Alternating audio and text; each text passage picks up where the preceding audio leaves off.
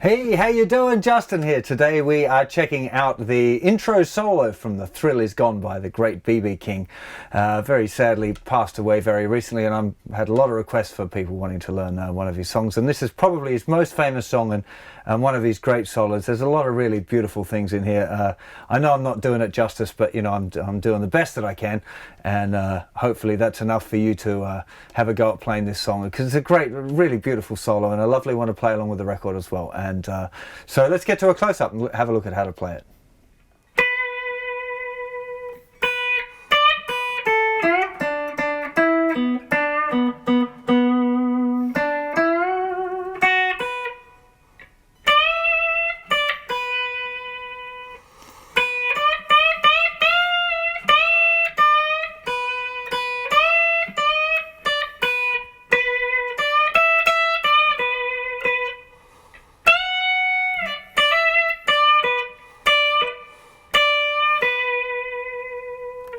So let's go through this thing one lick at a time. Now, the very first note is this note B.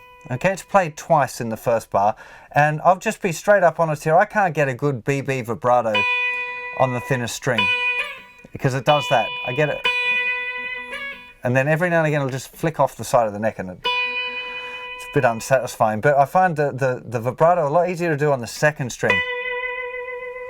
So if I know I'm going for a kind of a BB vibrato, I'll tend to move notes to the second string where I can do it. So some of you guys, if you can do a good BB vibrato, and I'm trying to pull it up, but it's making it go to chin. You know, BB was the grand master, you know, and I'm pretty far from that, you know. So there, it's just a lot easier. So you guys might find that easier too, to move it to the 12th fret of the second string. This BB vibrato, you know, you want to start with your first finger playing the note and then move it up so the side of your first finger is touching the fingerboard. Okay, so it's actually up against it. And then leaving your finger down, you want to wobble the bottom of your hand backwards and forwards. Okay, thumbs off, nice and loose. That's kind of how you get it, you know.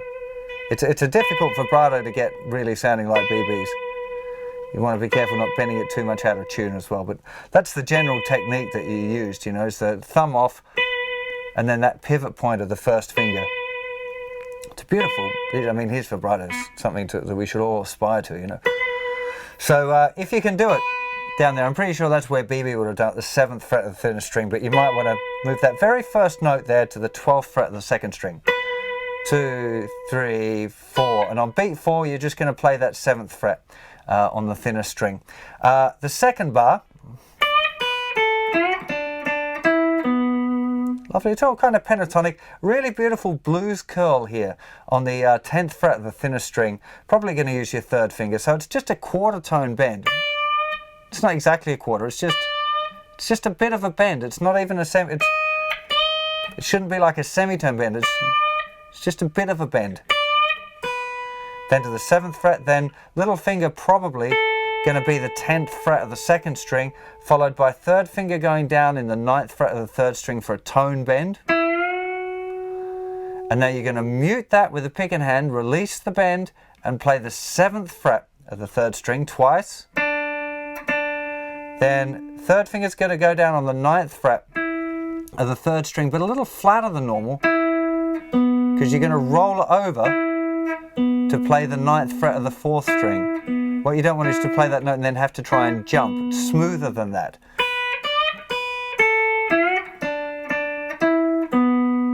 Okay, you're ready. A lot of things going on here. The blues curl. Bend, mute, get it off. And then a roll. Okay, it's all even 8th notes though as well. So 1 and 2 and 3 and 4 and. Okay, 1 and 2 and 3 and 4 and. Notice that first note, might do it with my little finger, might do it with my third finger. It doesn't really matter. Do what feels comfortable for you. You don't have to copy it and do it the same fingers as somebody else. You know, find what feels nice for you would be my advice. Then we've got a little blues curl again here. First finger, 7th fret of the third string. Now normally on that note, I do the curl down, I don't try and push it up. Especially if I'm going to this note, which is the next note, the 9th fret of the 4th string with the 3rd finger. If I push it up, it makes it harder to get to that note. It's kind of pushing the string into the way. You're going to play that note 3 times, the 9th fret of the 4th string. Then you're going to play back to the 7th fret, but without a curl. 7th fret, 1st finger, 3rd string. And you're going to put the 3rd finger down the 9th fret and do a tone bend with a nice vibrato. The thing to listen out for is the bend and then the vibrato. It doesn't usually go straight into vibrato. It's normally bend up, then the vibrato starts, and then we've got 7th fret on the 2nd string and 1st string. Okay, from the beginning of that, so the first 4 bars will be 3, 4, 1, 2, 3, 4, 1 and 2 and 3 and 4 and 1 and 2 and 3, 4 and 1, 2 and 3, 4. Okay, it's really important that you get the rhythm right. However, get the rhythm right by listening to the record is far better than counting it. But I know counting can be really helpful too, man, so that's why I'm doing it. But you know, listen to the record enough times that you know what the rhythm should be in your head before you even play a note, is what I would recommend. I'm going to do that one more time, a little bit slower, just so you can make sure you get the count if you want to go that way. So 3, 4, 1, 2, 3, 4, 1 and 2 and 3 and 4 and 1 and 2 and 3, 4 and 1, 2 and 3, 4. Now we got this 1, 2 and 3, 4. Okay, so tone bend from the 10th fret, 3rd finger on the thinner string. Bit of vibrato. Release it. Playing the 10th fret, and then you have to put a bit of vibrato on there. But it's only 1 note's worth kind of thing, 1 beat's worth. So I wouldn't be trying to jump over there for that one. Again, here for this vibrato, I'm kind of thinking of pushing it up a bit more than, if I pull it down, I'm going to get that. Okay, and here I'm keeping my thumb attached as well. I find helps me keep it in control. Doing the proper BB style with the, it just doesn't work for me. Maybe it'll work for you. I hope so. You'll have to experiment and see what you can come up with. So 1, 2 and 3, 4 is that rhythm. Okay, 1, 2 and 3, 4. Next bar, 1, 2 and 3 and 4 and 1, 2, 3, 4 and 1 and 2 and 3, 4. Whee!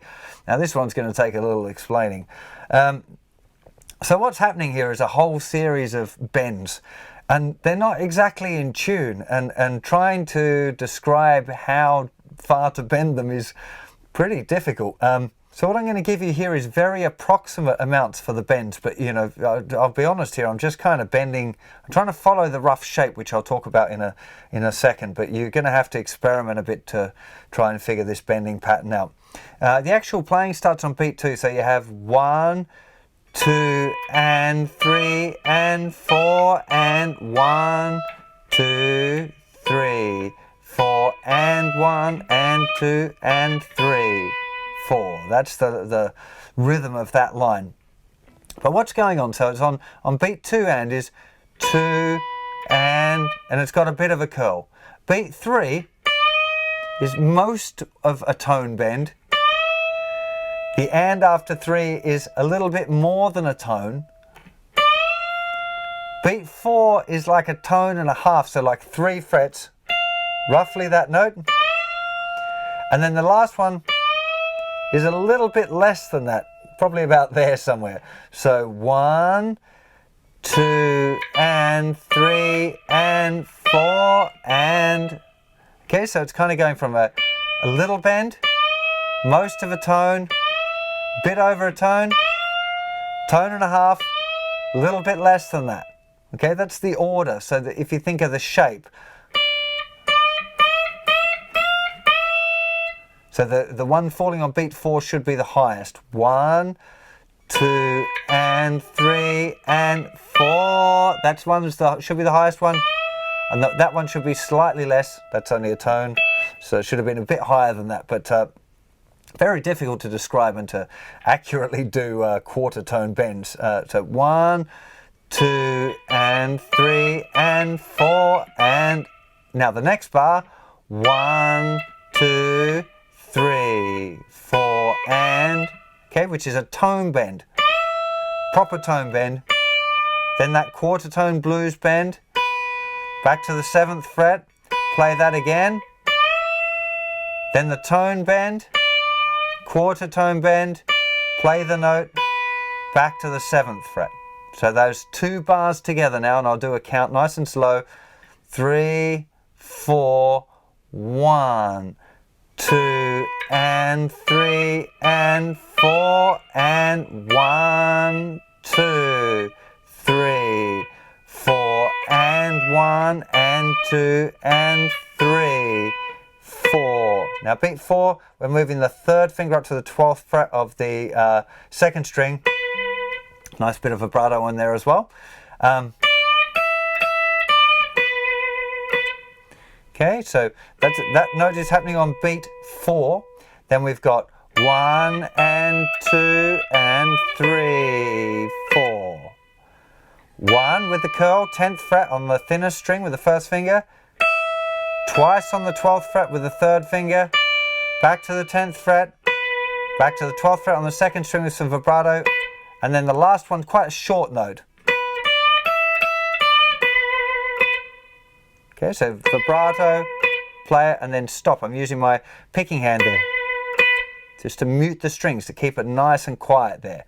So before we get to that last little bit, let's go right the way from the top, nice and slowly. Here we go. 3, 4.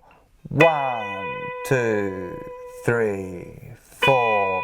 1, and 2, and 3, and 4, and 1, and 2, and 3, 4, and 1, 2, and 3, 4, 1, 2, and 3, 4, 1, 2, and 3, and 4, and 1, 2, 3, 4, and 1, and 2, and 3, 4, 1, and 2, and 3, 4.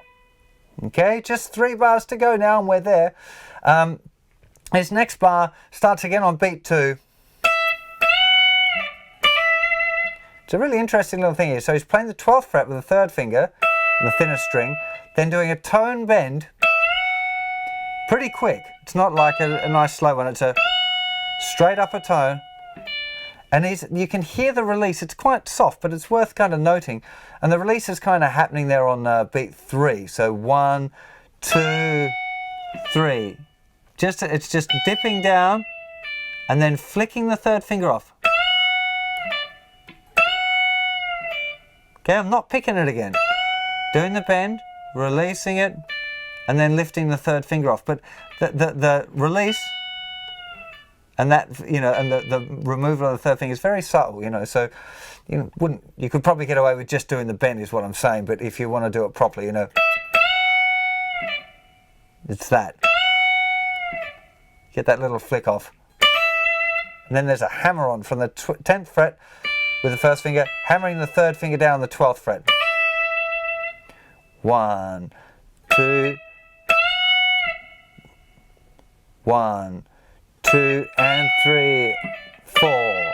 It's a difficult one for me to count and play that one at the same time. So I'm going to leave you to have a little bit of a listen to the record on that one and avoid counting, because it is just, you know, it's a tricky count and it's unnecessary if you just listen to it. So the last little phrase, 1, and 2, and 3, 4, 1, 2, then again, 1, and 2, and 3, 4, 1, 2, 3. So it's 10th fret on the thinner string, and then 12th fret on the 3rd string with the 3rd finger. The same thing again. and then the same again, but with a bit more of the blues curl happening. So 1 and 2 and 3, 4, 1, 2, 3, 4, 1 and 2 and 3, 4, 1. Okay, let's go now right from the top. I'm going to try and do it really slowly. Hopefully you guys will be able to play along with my count, and then start playing along with the original record, because that's the best way to learn it for sure. So here we go. 3, 4, 1, 2, 3, 4, 1 and 2 and 3 and 4 and 1 and 2 and 3, 4 and 1, 2 and 3, 4, 1, 2 and 3, 4, 1, 2 and 3 and 4 and 1, 2, 3, 4 and 1 and 2 and 3, 4, 1 and 2 and 3, 4, 1, 2 and 3, 4, 1 and 2 and 3, 4, 1, 2, 3, 4. Well, I really hope you put the time into learning this solo. I think it's really worth it. It really is an all-time classic guitar solo. It's just 12 bars, but there's so much great stuff in it. The bending, you really feel that he means it, and there's something about learning these kind of solos and studying them that will help you kind of develop that kind of feel in yourself, I think. That's how I kind of perceive it, and why I find so much value, aside from just it being beautiful music. I think as a guitar player, there's something in it that's, when we learn these sort of things, we can somehow not absorb his feelings, but absorb the way that he expressed his feelings and help us do the same thing. I don't exactly know how it works, or even if it's true, but that's one of the reasons why I enjoy learning these kind of solos and transcribing the great masters like B.B. King. If you're not that familiar with his work, you definitely want to check out the Live at the Regal album, because that album is some of the best guitar playing, best blues guitar playing you'll ever hear. It's really incredible, and the relationship he has with the audience and just the whole thing is as good as it gets on pretty much every level. Enough of my rambling about this stuff. If you're here and you're learning this solo, I'm sure you're aware of BB's greatness and how sad it is that he's left us. I was going to say have fun, but that doesn't sound appropriate really. But I hope you enjoy playing this solo as a tribute to the great man. See you for plenty more lessons very soon. Take care of yourselves.